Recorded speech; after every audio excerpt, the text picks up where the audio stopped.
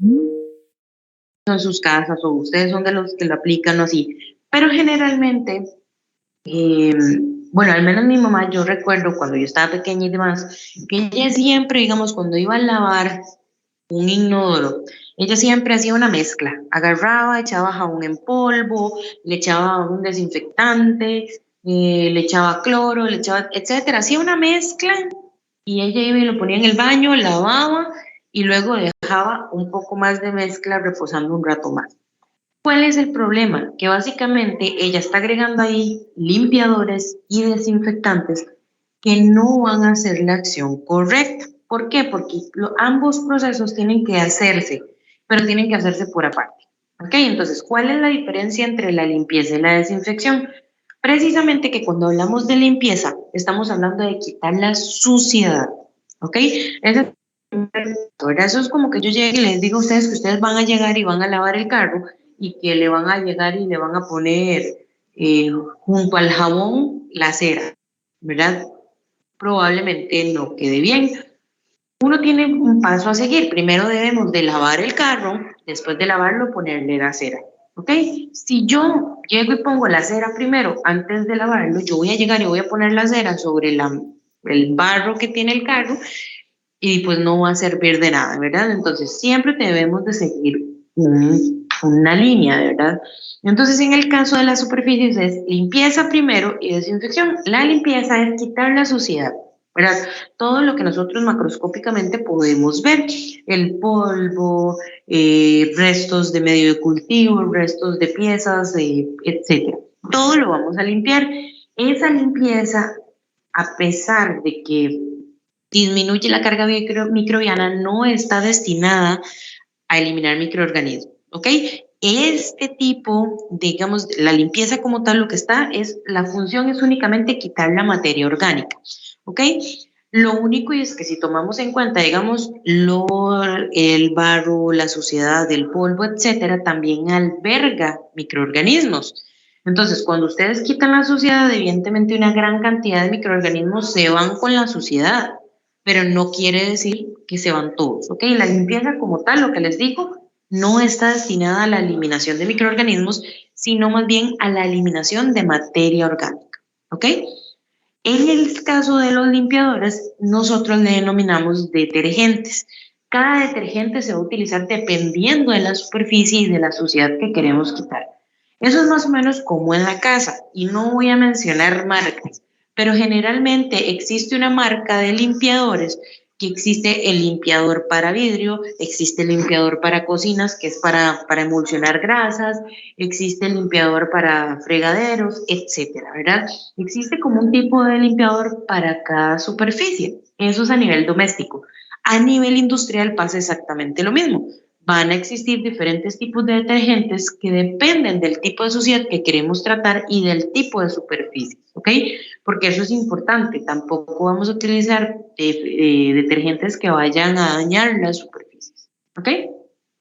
Los agentes limpiadores generalmente mojan y penetran la suciedad para facilitar su movilización. Y la desinfección, por su parte, es el conjunto de operaciones que tienen como objetivo la reducción temporal de microorganismos vivos, destrucción de microorganismos patógenos. ¿Ok? ¿A qué nos referimos con esto? En este caso, sí, la desinfección sí tiene como objetivo la disminución de microorganismos. Importante que vean que hablamos de una reducción temporal. ¿Por qué temporal? Porque yo llegué y limpié una mesa, la desinfecté, ya con eso reduje el número de microorganismos que estaban ahí, pero los microorganismos ambientales siguen sedimentándose. Entonces, en cualquier momento va a volver a ocurrir la sedimentación de bacterias en la superficie y ya va a volver a haber un aumento de microorganismos. ¿Ok? Entonces, como tal, limpieza tiene como función eliminar la materia orgánica y desinfección tiene como función disminuir el número de microorganismos. ¿Qué es lo que es importante o que la función principal que tiene un desinfectante es eliminar los patógenos? Entonces, vean que hablamos de disminuir microorganismos, pero eliminar, que la desinfección no garantiza una esterilidad, ¿ok? No quiere decir que si yo desinfecto una mesa, ya la mesa está estéril. No, pueden existir microorganismos, pero lo que se espera después de la desinfección es que hayan microorganismos no patógenos, que los patógenos sí se eliminen en la desinfección. ¿Ok? Entonces, como tal, ya sabiendo la diferencia entre ambos, volvemos al ejemplo de mi mamá cuando lavaba el baño, ella estaba agregando el jabón en polvo, que era un detergente, estaba agregando el cloro y el desinfectante, que eran desinfectantes como tal. Entonces, como tal, ese cloro y ese desinfectante no estaban haciendo absolutamente nada. Aparte que si tomamos en cuenta los desinfectantes comerciales, que tampoco voy a decir marcas, son perfumes bacterianos, ¿ok? Los desinfectantes que nosotros compramos para poner en nuestras casas no disminuyen o no tienen una efectividad comprobada sobre los microorganismos, ¿ok? Evidentemente existen algunos con un poco más de renombre, que no puedo decir que sí actúan sobre microorganismos, pero la mayor parte de desinfectantes comerciales que nosotros conocemos no funcionan adecuadamente, ¿ok? De hecho, los desinfectantes que nosotros conocemos en la industria son completamente diferentes a los que conocemos en las casas. Los que se utilizan en la industria son desinfectantes que incluso no tienen ni siquiera olor, ¿verdad? Son desinfectantes que uno incluso compra en dosis bajas, o sea, compra concentrados del desinfectante y los tiene que diluir en grandes cantidades de agua, ¿ok? Entonces, como tal, un buen agente limpiador, es decir, para realizar limpiezas, tiene que tener poder dispersante, que ese es el poder de quitar la, digamos, la suciedad y mantenerla en suspensión. Yo no sé si ustedes en algún momento han tenido la oportunidad, llámese del carro, no importa, de que ustedes apliquen un desinfectante sobre una superficie realmente sucia, se genera una espuma y esa espuma tiende a tomar un color sucio, ¿verdad? Esa espuma o el poder de los detergentes, más bien de generar esa espuma, es el que nosotros conocemos como ese poder dispersante, ¿ok? Esa espuma lo que hace es empezar a degradar, digamos, las moléculas de suciedad y empezar a elevarlas, ¿verdad? Por eso es que la espuma se llega a ver sucia. El poder quelante es para los minerales, ¿ok? Entonces, en este caso, ya no es tanto la suciedad como tal, sino los minerales que puedan estar ahí en la superficie, hace que se cristalicen y que no se vayan a incrustar en los materiales. ¿Ok? Pues chicos,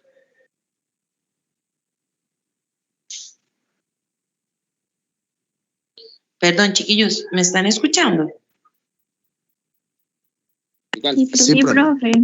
Sí, profe. Ok, cualquier cosa me avisan, es que eran que no sé por qué el Teams me acaba de pedir la contraseña, entonces me avisan. Ok, entonces tenemos poder quelante, que era lo de los, precisamente lo de los minerales, y el poder desengrasante, que ese es el poder de emulsionar las grasas, ¿ok? Como tal, necesitamos emulsionar las grasas para que se quiten. Ustedes saben, bueno, de hecho, las ceras en los carros son grasas, ¿verdad? Una cera es una sustancia grasosa que se pone sobre la superficie del carro para protegerlo de factores externos como la lluvia, el sol, etcétera, ¿verdad? Siempre las grasas o ese tipo de grasas funcionan como una protección. Entonces, si yo tengo un agente limpiador que no me emulsiona las grasas, de nada me sirve que sea dispersante y quelante. ¿Por qué? Porque las grasas van a generar una capa sobre los microorganismos y por decirlo de alguna forma va a proteger los microorganismos, ¿verdad? Entonces siempre tiene que tener esos tres factores importantes, el dispersante, el quelante y el desengrasante, siempre, ¿ok? El agente desinfectante, por su parte, debe de ser, bueno, lo que les decía, no debe producir olor, sabor o color extraño. Chicos, regálenme un segundo.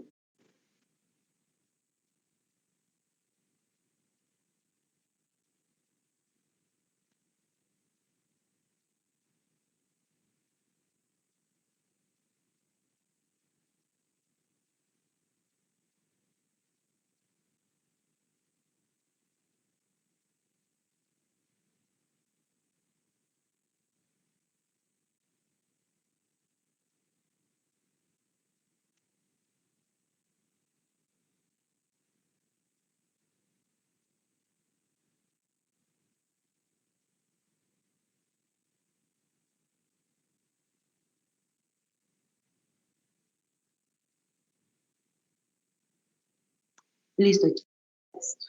Entonces, no, lo que les digo ahora no debe producir ningún tipo de olor. No, evidentemente el sabor es un poco extraño que les diga esto, pero digamos, evidentemente con el olor y el sabor hay una tendencia ahí, digamos, algo que los une. Y color extraño, no deben de ser esos desinfectantes rojos, morados, verdes que van a teñir las superficies, ¿ok?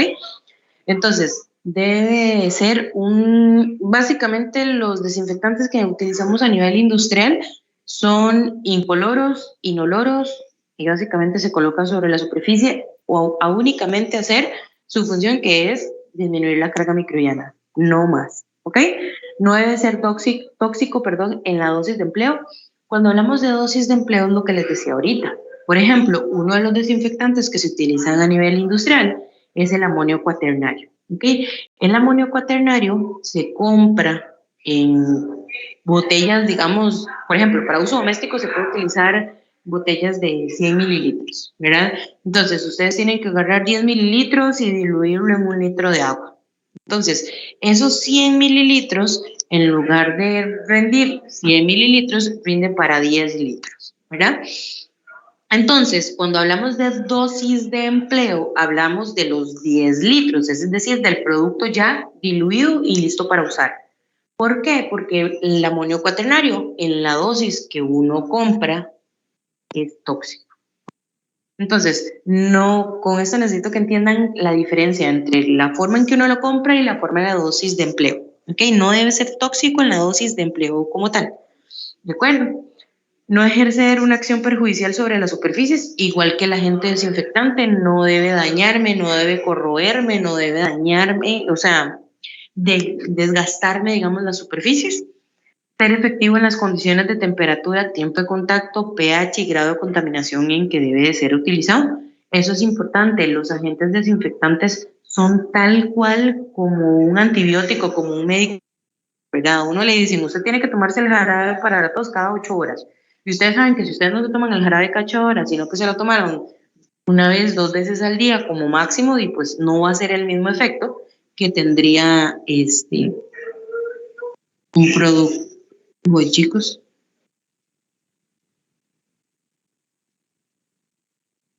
A ver, chicos, regálenme un segundo. No, el amonio cuaternario es uno de los desinfectantes que se utilizan en industria, pero no es el único. ¿Ok? No estoy diciendo que el desinfectante es amonio cuaternario. Existen más desinfectantes utilizados en la industria que no es únicamente el amonio cuaternario. El amonio cuaternario es un ejemplo nada más. ¿Ok? Entonces, así como los medicamentos, como cualquier cosa que nosotros debamos usar, los desinfectantes también tienen ciertos parámetros de uso. ¿Qué quiere decir eso? Que le dicen a uno, ok, no debe almacenarse a una temperatura mayor a tanto, etcétera, ¿verdad? Una de las cosas que dicen es temperatura, el tiempo de contacto, generalmente los desinfectantes tienen que quedarse en la superficie 5 minutos, eso es como lo más regular. Otros se prolongan más tiempo, otros se pueden incluso utilizar en menos tiempo, pero siempre, siempre, siempre debe venir, digamos, el tiempo de contacto. El pH de las superficies y el grado de contaminación que vamos a esperar en una superficie, ¿ok? Debe ser estable y fácilmente soluble en agua, precisamente porque tiene que diluirse. Una baja relación entre costo-eficacia, de nada nos sirve comprar un desinfectante de bajo precio si no funciona, precisamente como pasa con los desinfectantes comerciales, o por el contrario, utilizar un desinfectante demasiado caro que no sea lo suficientemente eficiente, ¿verdad? Tiene uno como que evaluar, ¿verdad? Algunos desinfectantes tienen un costo un poco más alto, pero son más efectivos, ¿ok? Ser eficaz sobre el microorganismo a tratar en un corto espacio de tiempo. Precisamente lo que les decía, generalmente el tiempo de exposición de los desinfectantes es de 5 minutos, pero incluso, digamos, podría ser menor, ¿ok? Pero tampoco vamos a decir, por ejemplo, un desinfectante que yo les digo a ustedes, tiene que estar en la superficie durante 1 hora, ¿verdad? Porque eso no sería rentable. Entonces, ¿cuáles son las etapas como tal que debemos de seguir para realizar una limpieza y una desinfección? Primero tenemos que realizar un preenjuague, que eso básicamente es una limpieza con agua, ¿verdad? Con agua quitamos lo que podamos encontrar ahí mayoritariamente. Ya cuando quitamos lo que mayor, o lo que se pudo quitar con agua, aplicamos el detergente, ¿ok? El detergente, dependiendo de la superficie que vamos a tratar, lo que tenga esa superficie vamos a escoger.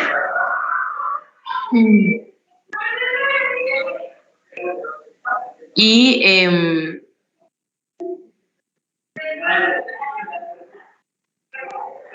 voy, chicos, regálenme un segundo, por favor.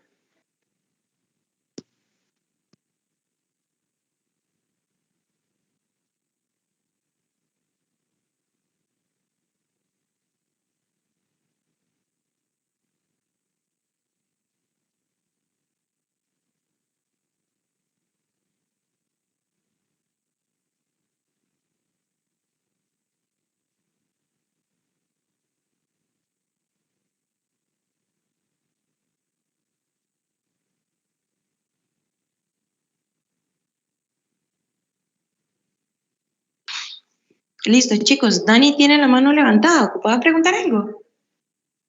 Sí, bueno, profe, vieras que, bueno, yo trabajo en el laboratorio de la caja donde se hace el desinfectante industrial, ¿verdad? Pero estaba leyendo la etiqueta ayer y dice que contiene EDTA. Y ahorita que usted mencionó la parte de quelar, no sé si será para eso. ¿Será para eso? Es que, ¿o para qué tiene EDTA un desinfectante?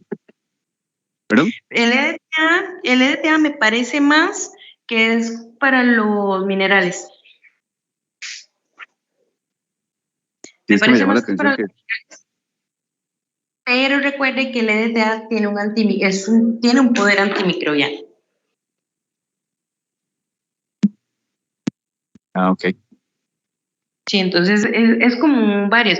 Pero fíjese, a ver, no, mándeme la etiqueta para ver, porque probablemente aparte del EDTA tiene que tener algún otro antimicrobiano.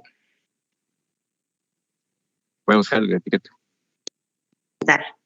Ok, entonces después del preenjuague tenemos el detergente, ok. En la parte del detergente es precisamente donde nosotros emulsionamos la mayor parte de las grasas, disolvemos la mayor parte de la suciedad. Ya ahí esta es como la parte del lavado en la que realizamos la espumita y todo lo demás, ok. Después ya viene el enjuague, que es nuevamente con agua. En esto ya se va la parte o toda esa suciedad que se emulsionó, digamos, con el detergente y se enjuaga, ¿ok? En esta primero ya nosotros finalizamos con esa etapa de limpieza como tal, nos quedaría únicamente la desinfección. Entonces después viene esa parte de la desinfección como tal. En la desinfección es aplicar el desinfectante como tal. Entonces, ¿qué es lo que hace el desinfectante? Elimina esos microorganismos que ya quedaron en la superficie limpia, esos microorganismos que no se fueron con la suciedad cuando nosotros limpiamos. Entonces, aplicamos el desinfectante, lo dejamos durante el tiempo de exposición que nos dice el fabricante, luego enjuagamos, que es el siguiente paso. Se enjuaga para evitar que el desinfectante quede ahí. ¿Por qué? Porque el desinfectante también puede ser un contaminante del producto, no necesariamente microbiológico, pero sí una contaminación química. Entonces es importante que ni el detergente ni el desinfectante lleguen a tener contacto con el producto. ¿Ok? Y por último, tenemos el secado del agua. El agua, chicos, es importante y por eso también forma parte del monitoreo ambiental, porque el agua es un vehículo bacteriano. Entonces, ¿qué quiere decir eso? Que si un microorganismo tocó una gota de agua y esa agua corrió por la superficie de la mesa que estamos trabajando, ese microorganismo o esos microorganismos están pasando por toda esa superficie. ¿Okay? Entonces, es importante que siempre la superficie termine después de la limpieza y de la desinfección, termine seco. ¿Ok? Entonces, ¿qué nos puede interferir en la desinfección? Ok, chicos, a pesar de que los dos procesos son importantes, a nosotros el que más nos interesa que sea efectivo es el desinfectante, ¿verdad? O la desinfección más bien como tal, perdón.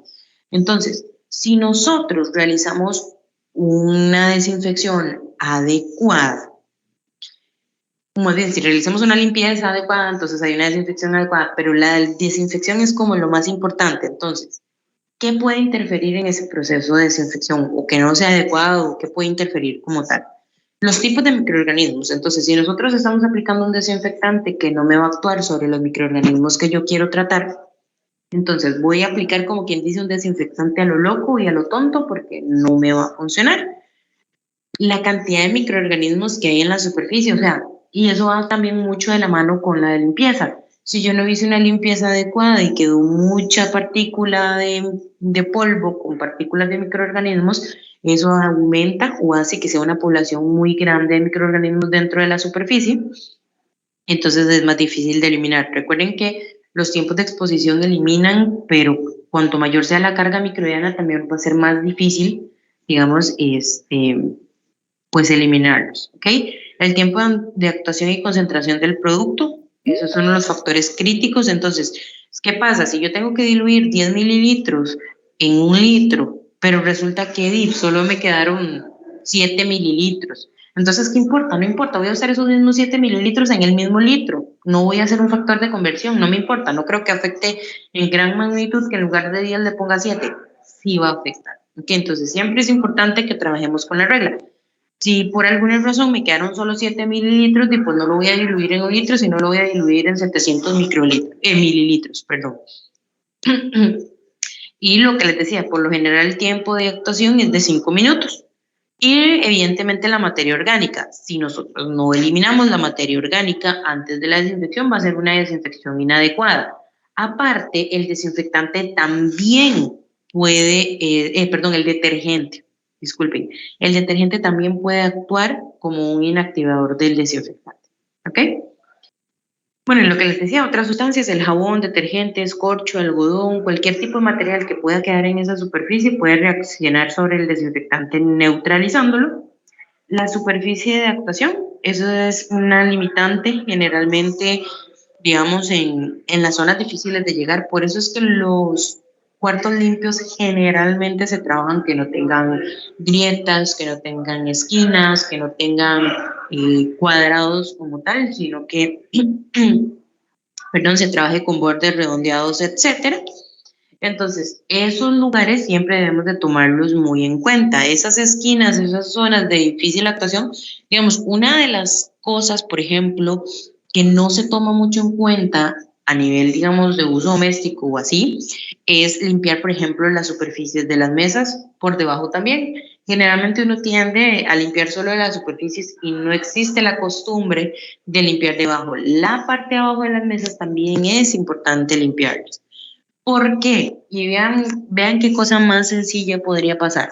Ustedes llegaron y están trabajando en una mesa. Por alguna razón, pegaron la rodilla en la parte de abajo de la mesa, porque la mesa es chiquitita. Entonces, ustedes levantaron la pierna y ya con eso tocaron la rodilla, con la rodilla la parte de abajo de la mesa. Ya esos microorganismos que estaban ahí o esa suciedad que estaba ahí llegó a su pantalón, llegó a su rodilla. Por alguna razón, ustedes mientras están trabajando se tocaron la rodilla porque les dolió, se tocaron la pierna o estaban sacudiéndose el pantalón porque se lo vieron sucio. Entonces ya esos microorganismos que estaban ahí llegan a sus manos y ya de sus manos el producto es muy fácil que llegue. ¿Ok? Entonces, siempre es importante, por eso hablábamos de las áreas adyacentes, siempre es importante tomar en cuenta que las superficies o esas más bien superficies que a veces nos parece absurdo limpiar, también son importantes.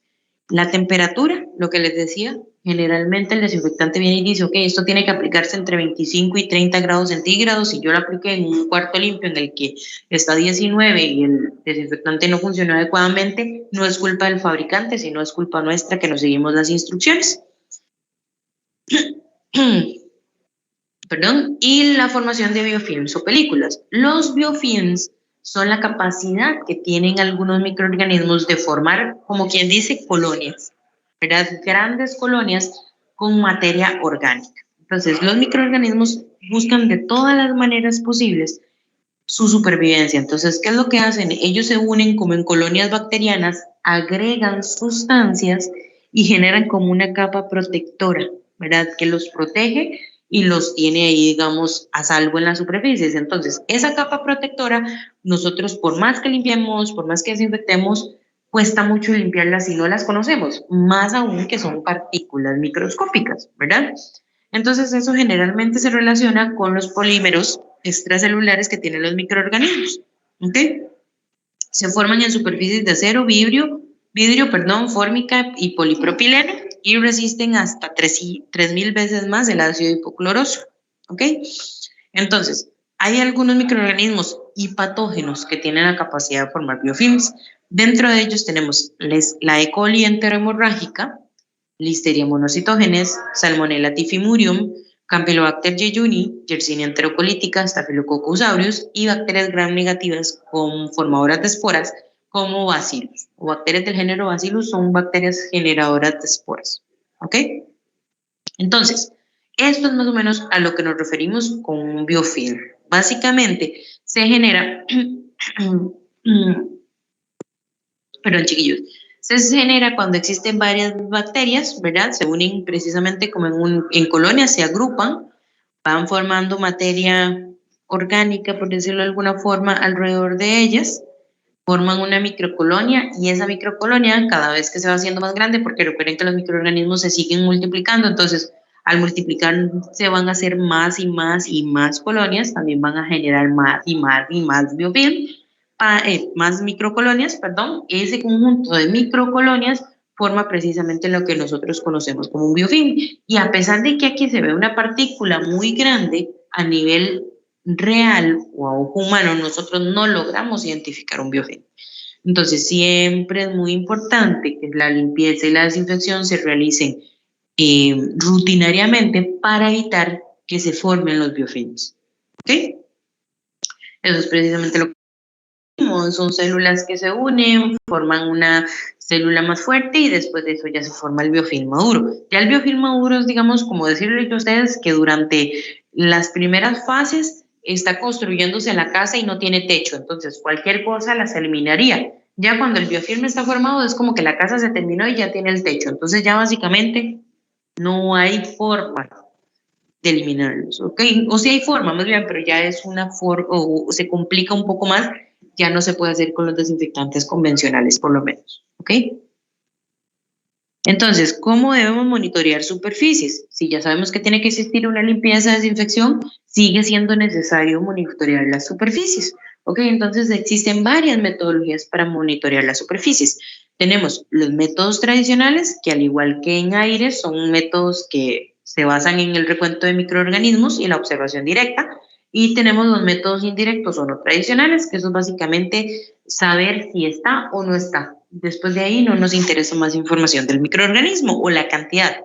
Por decirlo de alguna forma, los métodos directos o tradicionales son métodos cuantitativos, mientras que los métodos indirectos o no tradicionales son métodos cualitativos. Básicamente, uno nos dice aquí hay microorganismos y hay tantos microorganismos, mientras que el otro nos dice aquí hay o no hay. Listo, no más. ¿Ok? Entonces, dentro de los tradicionales o directos, tenemos el hisopado, las placas de contacto, lavado y plaqueo y film flexible. Vamos a ir viéndolos uno. ¿Ok? Dentro del hisopado, básicamente este se utiliza para superficies irregulares. Yo creo que el hisopado... Profe, dígame. ¿usted podría repetir lo de los métodos tradicionales y los no tradicionales, de que uno era cualitativo y el otro cuantitativo? Ok, en los métodos directos, con gusto.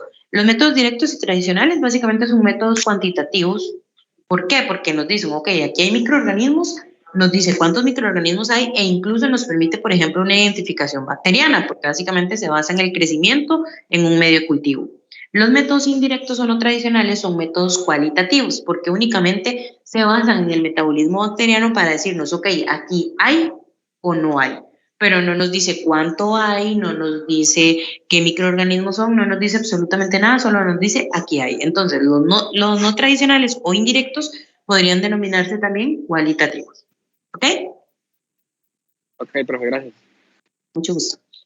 Entonces, el hisopado, yo creo que ya tenemos una idea, bueno, chicos, más o menos de qué tratan los hisopados. Básicamente es humedecer un hisopo, pasarlo por la superficie y llevar ese hisopo, digamos, a un agar o a una superficie. Básicamente se muestrean utilizando plantillas, ¿ok? Eso es importante. Existen unas plantillas que nos determinan la superficie que debemos de muestrear. Entonces, existen diversos materiales del hisopo. Yo no sé si ustedes han visto los hisopos que vienen de madera con punta de algodón, otros son de plástico con punta de algodón, otros son plástico con punta de gasa, etcétera. Digamos, hay diversos materiales. Evidentemente vamos a buscar materiales, o en la industria más bien para superficies se utilizan materiales que no desprendan partículas, ¿verdad? Porque a veces, por ejemplo, el algodón al pasarlo puede desprender partículas. Entonces, cuando hablaba de las plantillas, son como estas que están aquí a la derecha. Esto básicamente, ese cuadradito que ustedes ven en el centro, ese hueco cuadrado que está en el centro, es la superficie a muestrear.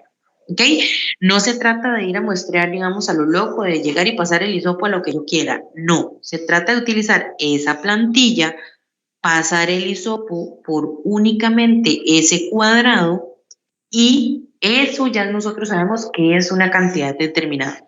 ¿Por qué? Porque cuando nosotros hacemos un reporte de un monitoreo ambiental de superficies, por ejemplo, nosotros tenemos que reportar, por decirles algo, 25 unidades formadoras de colonias por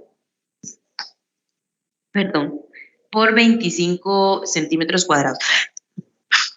Perdón, chiquillos. Entonces, siempre es muy importante que nosotros tengamos claro, que conozcamos la superficie que estamos muestreando.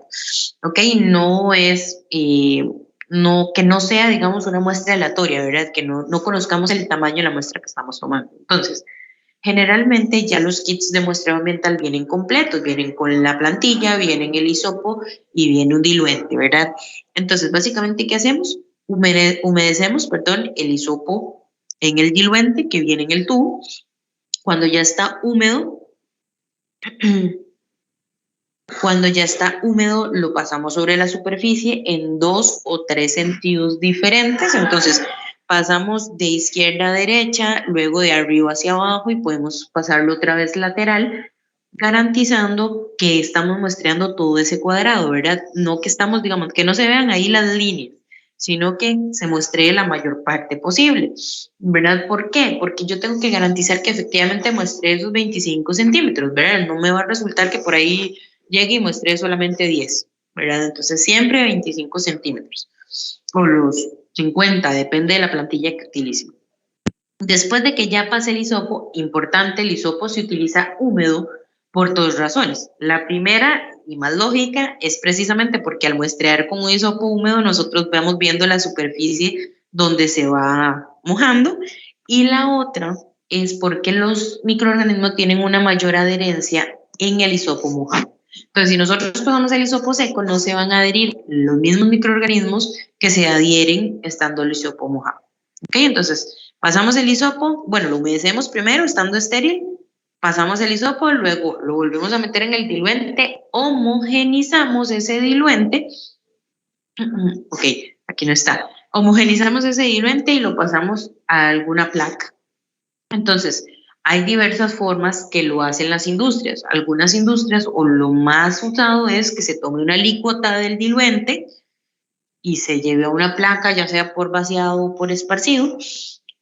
Algunos lo que hacen es el mismo hisopo, lo pasan, digamos, en la superficie de un agar directamente, que tampoco es lo más recomendado porque uno generalmente no tiende a darle vuelta al hisopo cuando está rayando sobre una superficie de un agar. Entonces, lo mejor es, o lo más utilizado es, que después de que mojan el hisopo, lo vuelven a poner en el diluente, tapan ese diluente, homogenizan, toman una alícuota ya del diluente, ya cuando se ha homogenizado, y lo pasan a una placa de preferencia, ¿verdad?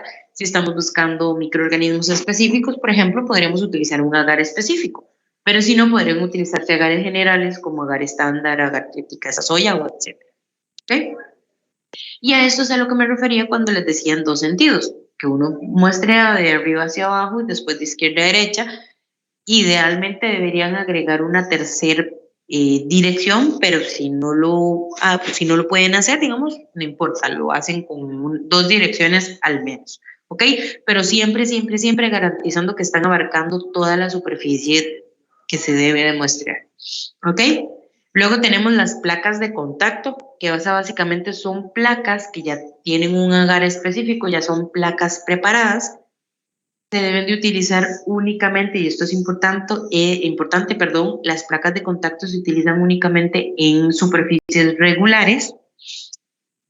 Y básicamente la placa de Rodak, porque también se conoce como tal placa de contacto, placa Rodak, se basa en la superficie del agar, ¿ok? Dentro de la placa Rodak es muy diferente a las placas que nosotros conocemos.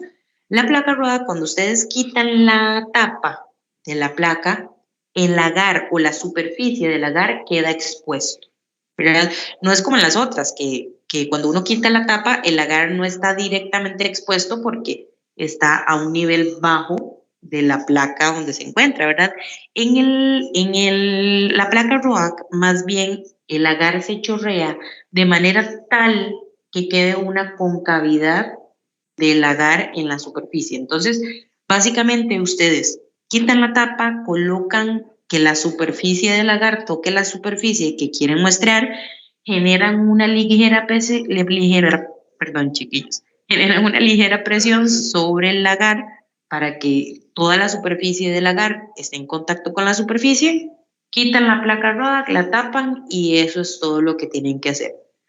La ventaja que tienen las placas de contacto, bueno, es que es un procedimiento súper rápido, pero aparte de eso es que utiliza el medio de cultivo también, o se pueden utilizar medios de cultivo de preferencia. Entonces, si ustedes están buscando coliformes, se puede utilizar un agar McConkey. Si están buscando microorganismos en general, utilizan un agar general.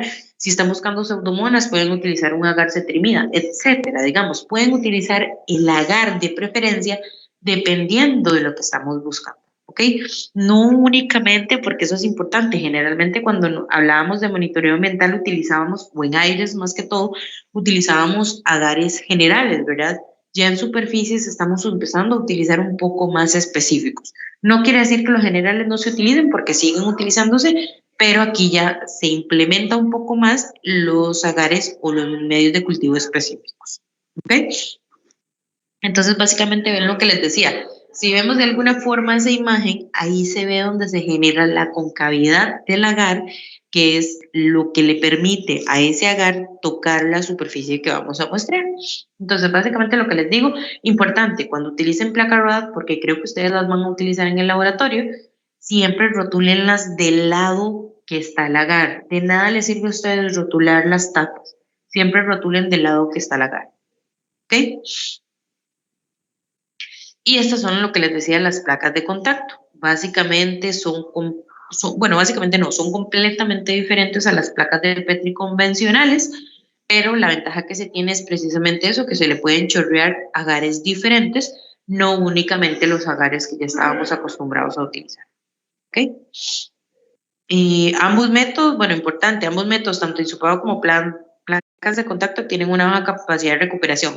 ¿Por qué? Porque en el caso de los hisopos, chicos, si lo vemos desde algún punto de vista lógico, después de que ustedes pasan el hisopo, recogieron los microorganismos que recogieron, vuelven a meter el hisopo en el diluente, o digamos, suponiendo que lo ponen en el diluente, suponiendo que lo rayan en una superficie agar, tenemos que lograr que los microorganismos que están en la superficie se adhieran al hisopo. Y después de que se adhieran del hisopo, tenemos que lograr que se desprendan del hisopo para poder muestrarlos. Entonces, la recuperación es muy baja. Porque, digamos, si logramos recuperar bastante en el hisopo, nos cuesta también después de que los microorganismos se desprendan del algodón del hisopo, por ejemplo, y queden en el diluente o queden en el agar. ¿Ok? Y en el caso de las placas de contacto, precisamente, pues cuando ustedes ponen una placa, generan una ligera presión, ahí los microorganismos que están, no todos van a quedar en el agar, la gran mayoría sí, pero no todos.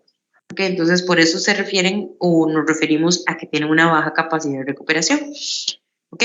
Lavado y plaqueo tiene una mayor capacidad de recuperación, pero básicamente este se utiliza únicamente en superficies grandes o zonas que del todo ni con hisopo ni con ROAC podemos llegar.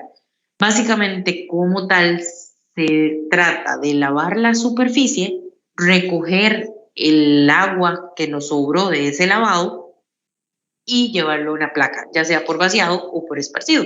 Pero básicamente, como su nombre lo dice, consiste en eso, en lavar la superficie y llevarlo a plaquear. ¿Para qué nos sirve o también para qué es útil? Para validar el proceso de desinfección, para ver que efectivamente no quedaron residuos del desinfectante en las superficies. ¿Cómo nos damos cuenta de eso? Porque básicamente si yo genero un lavado y hay una inhibición de microorganismos en la superficie, podríamos determinar que hubo un residuo de desinfectante aún en esa superficie. ¿Okay? Entonces, se utiliza como monitoreo ambiental, pero también se puede utilizar como una validación de que el agente desinfectante o agente limpiador no quedaron residuos en la superficie. ¿Ok? Entonces, bueno, básicamente lo que les decía, consiste en pasar un diluente, que generalmente es agua pectonada sobre la superficie, como haciendo un lavado. Después tomamos una alícuota de ese diluente, lo pasamos a una placa Petri, ya sea de agar preparado y lo hacemos por esparcido, o lo colocamos en una placa vacía, lo hacemos por vaciado y le chorreamos algún tipo de agar encima. ¿Ok? Importante que siempre utilicemos los medios dependiendo de lo que estamos buscando. Recuerden que las bacterias y los hongos crecen a una temperatura diferente. Entonces, ¿qué quiere decir esto? Que si yo estoy buscando en general los microorganismos que me crecieron ahí, tengo que utilizar agares para microorganismos, para bacterias y agares para hongos. Entonces tendría que utilizar, como en el monitoreo de aires, un agar TCA y un agar Sauro. ¿Ok? Otras formas en que lo hacen en algunas industrias es que después de que se genera el lavado, el diluente se pasa por una membrana filtrante, es decir, ese líquido se filtra y lo que se incuba es únicamente la membrana después de la filtración. Entonces se quita la membrana o se quita el filtro y se coloca sobre la superficie de un agar y luego se hace el crecimiento. También es otra opción, pero generalmente la más usada es agregar una alícuota directamente a un agar. A un agar preparado. ¿Ok? Y por último tenemos el film flexible. Básicamente el film flexible, su nombre también lo especifica y le da mucha honra a lo que es, consiste en una lámina de agar que viene cortada en cuadros, ¿verdad? Así como se ve en la imagen, viene como fisurada en cuadros. Precisamente eso lo que le permite es esa flexibilidad de tomar distintas formas de la superficie.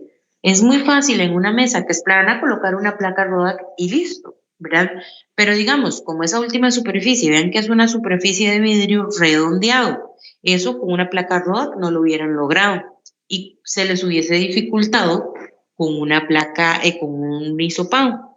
Y si hablamos de lavado y plaqueo, es una superficie vertical, entonces el agua caería al suelo, entonces no nos serviría tampoco. Entonces, para ese tipo de superficies que necesitamos una flexibilidad, precisamente el medio, se utiliza el film flexible. Básicamente el film flexible tiene una forma de actuar muy parecida a la de los Rodac, ¿verdad? Básicamente tomamos la forma de la superficie que estamos muestreando, ponemos ese agar en contacto con la superficie durante un par de segundos, la quitamos y lo incubamos, ¿ok? Es lo mismo, digamos, lo que los microorganismos que están en esa superficie se tienen que adherir básicamente en el momento en el que se tocó. Después de eso no hay una recuperación mayor. Aparte de que los film flexibles tienen una diferencia respecto a la Rodac, y es que la Rodac podemos utilizar medios de cultivo diferentes.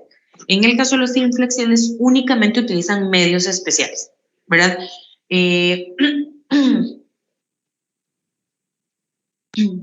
Perdón, son medios, digamos, como para detectar microorganismos en general, ¿verdad? Ya la búsqueda, digamos, de los agregados, digamos, selectivos y demás, es más difícil. O sea, es mucho, más bien, es mucho más fácil que ustedes consigan, por ejemplo, una placa Rodac de McConkey que consigan un film flexible de McConkey. Es más complicado porque generalmente el film flexible fabrican únicamente los más generales, los menos selectivos, ¿ok?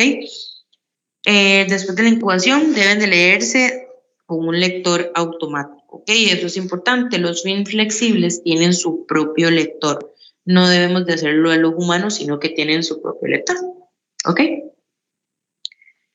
Y hay varios tipos, bueno, estos más o menos otros films, perdón, que son de otros medios de cultivo, pero lo que les decía, básicamente todos o la gran mayoría son de medios generales o medios no selectivos.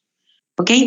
Luego tenemos por aquí los métodos no tradicionales, los que ya son, perdón, más cualitativos. licencia por ATP, la impedancia eléctrica y la detección de residuos de proteína. Vamos a ir viéndolos uno por uno.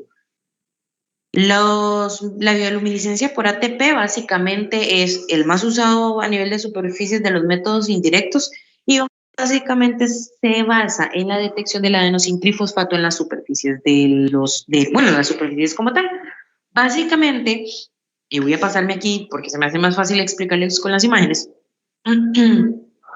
la bioluminiscencia ATP básicamente es un hisopado normal, ¿verdad? Uno agarra el hisopo viene en un diluente especial, uno saca el hisopo, muestrea la superficie, que generalmente esta es de 100 centímetros cuadrados, vuelve a meter el hisopo, homogeniza y mete el hisopo en el lector, que es como ese de la última imagen.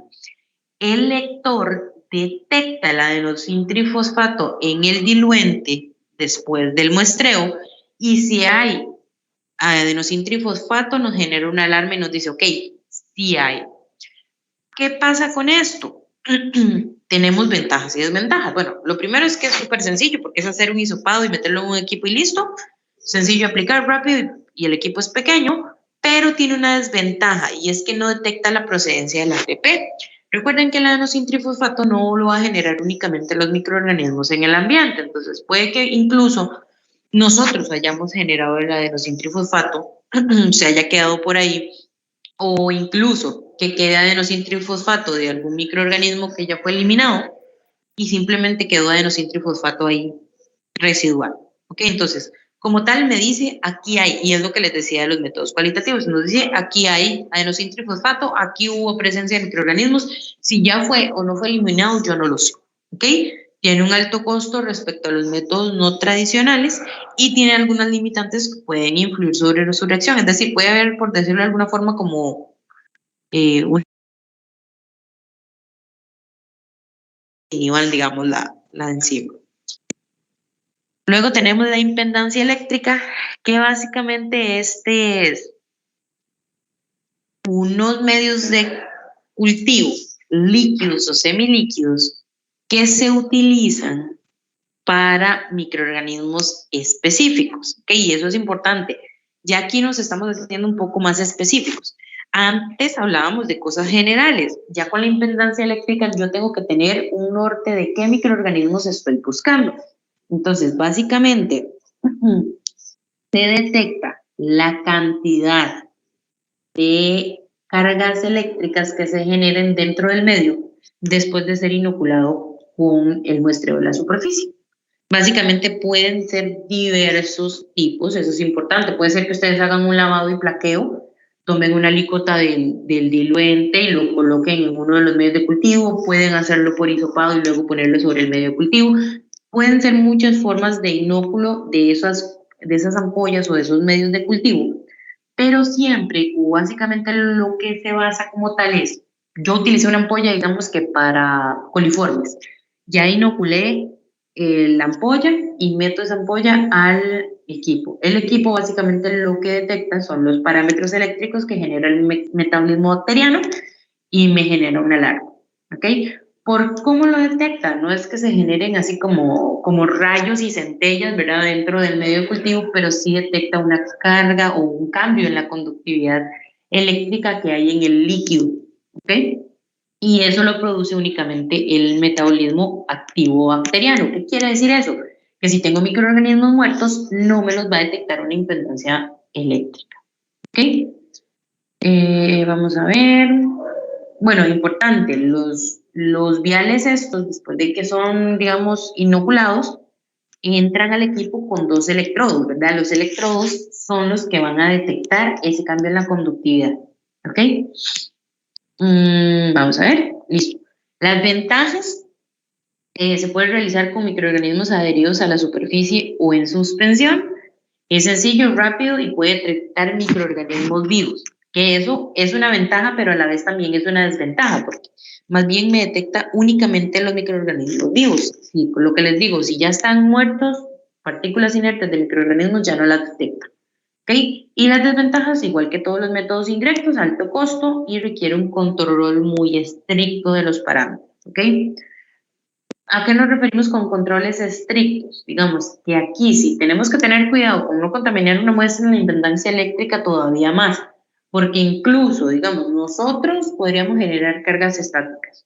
Entonces, esas cargas estáticas van a generar corrientes o pequeñas corrientes eléctricas dentro del medio y ya, ¿verdad? Entonces, siempre o se controlan muchísimos más parámetros que en otras metodologías.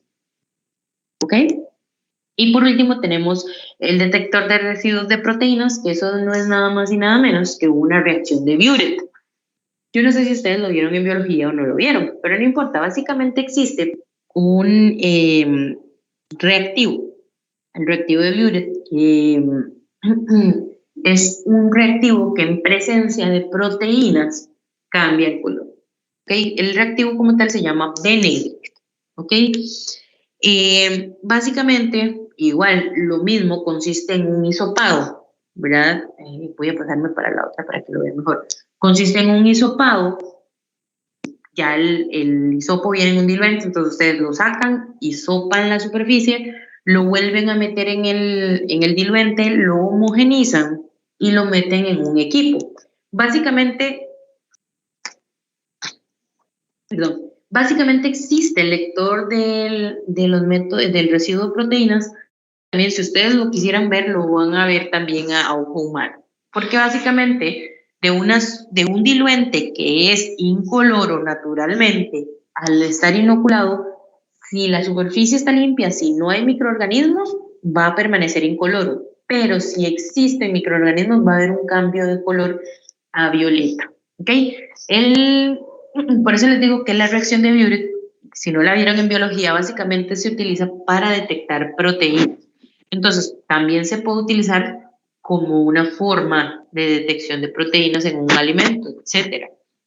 En este caso, las proteínas se utilizan porque las proteínas están presentes en los microorganismos. Entonces, al existir proteínas en una superficie, quiere decir que existe una posibilidad de que estén ahí microorganismos. ¿Cuál es una desventaja de esto?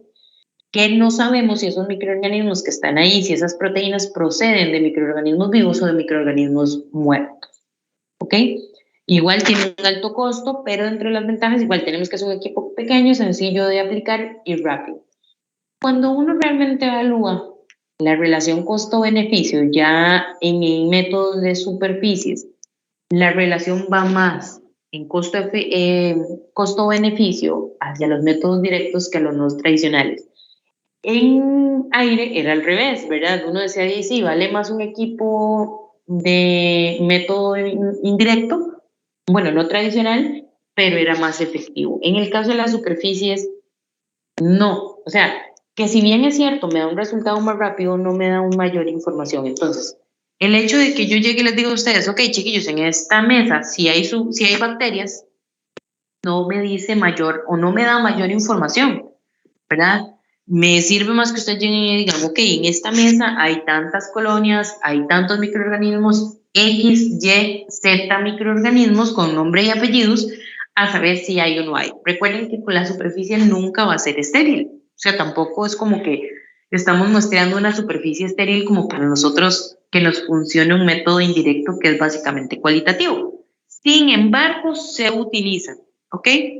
Hay industrias que incluso lo que hacen es hacer un mix de medios, ¿verdad? O de métodos más bien. Entonces, por decirlo de alguna forma, se hacen los monitoreos ambientales diarios, pero se hace un método directo, digamos, llámese un hisopado a la semana y el resto de días se utiliza un método no tradicional, por decirles algo, ¿verdad?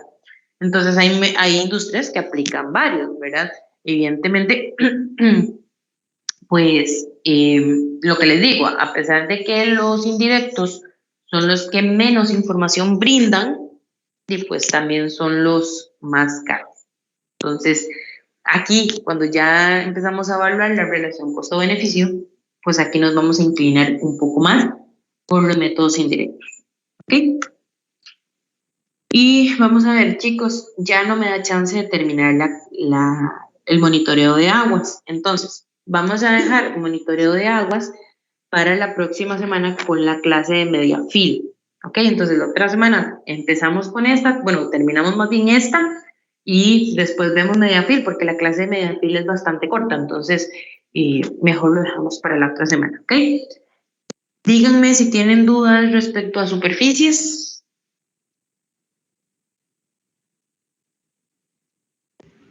No, profe. Listo. Ok, No. chicos. Entonces, si no tienen dudas, díganme. ¿Hay algún equipo que cuente UFCs? Para superficies. Sí.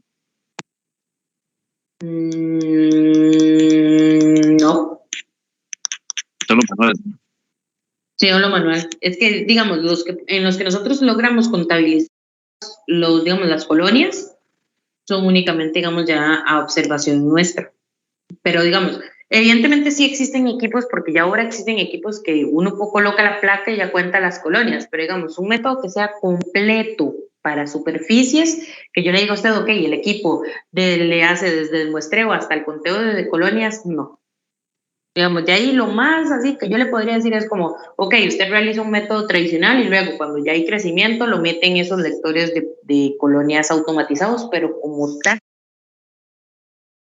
de la superficie o del conteo de superficie, sino ya es un equipo que lo que hace es contar colonias, pero eso es independiente, digamos, de la muestra que llegue. Listo, gracias. Bueno, con gusto. Profe, yo tengo una pregunta, pero es de los exámenes. ¿Las Claro, notas dígame. usted las sube o tenemos que recoger los exámenes ahí en la oficina de Incisa?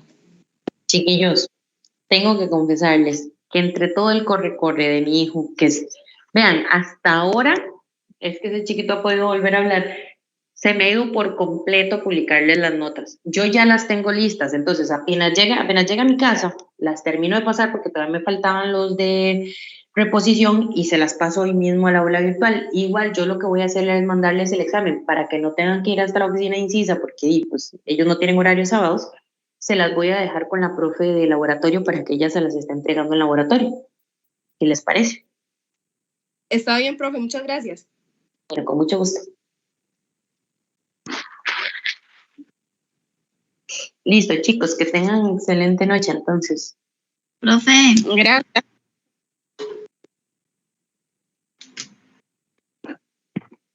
Dígame. profe, tengo una duda con respecto a la exposición. Ujú. Nada más, la exposición, ¿es necesario que grabemos todos los del grupo o pueden ser 2 personas o 3 personas? ¿O Ok, tienen que grabar todo? eso es importante. No me importa, digamos, es más, incluso si usted llega y me dice, profe, yo fui la única que grabó el video. Ok, no hay problema siempre y cuando haya una repartición equitativa del trabajo. ¿Qué quiere decir esto? No quiere decir que, ok, mis compañeros no quieren trabajar, entonces, pues yo lo hice todo el trabajo, yo hice el video, yo hice todo, ¿verdad? Porque eso no se trata, o sea, ya estamos, digamos, ya no estamos en el colegio, ya estamos en una etapa en la que estamos en formación para una vida laboral. Entonces, siempre y cuando usted llegue y me dice, profe, es que yo hice la presentación y yo grabé el video, pero es porque yo no aporté nada en el trabajo escrito ni en la investigación, entonces nos repartimos el trabajo así, yo no tengo ningún problema. Eso sí, fue lo que les dije el primer día. Si ustedes me ponen el nombre de fulanito en su trabajo, ustedes me están diciendo a mí que fulanito trabajó en ese trabajo, ¿ok? Lo que no quiero es que todavía a estas alturas se presten para alcahueterías y me digan, ok, pongan a fulanito en el trabajo que fulanito no trabajara. ¿Ok? Siempre y cuando, lo que les repito, siempre y cuando ustedes sientan todos en el grupo que la repartición del trabajo fue equitativo, yo no tengo ningún problema en que sea una sola persona la que exponga. ¿Ok? Gracias, profe. Bueno, con gusto.